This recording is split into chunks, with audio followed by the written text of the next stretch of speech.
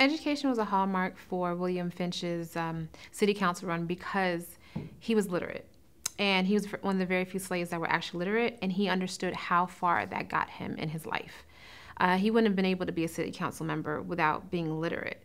So when he understood that, he understood how powerful education was going to be towards African Americans in general and towards their progression, which still stands true today.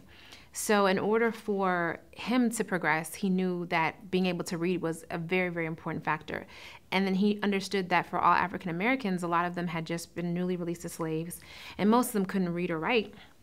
And he knew that they couldn't really, support themselves or get a certain type of, they couldn't get ahead without education. So he understood that education was the key to success and progression for his community. So that was one of the reasons why he fought for it for his entire life. And then also after he was able to get public education for African Americans, why he began to fight for educators, Black educators, to also teach African Americans.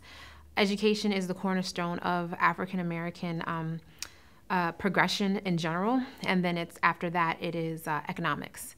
So you can have economics with no education, but then you'll see what that can get you. So the best thing is to have both education and economics together, and William Finch had that. So he was a prominent business member, and he was also literate, so he knew how important those two together were going to be towards African Americans getting themselves to a higher place.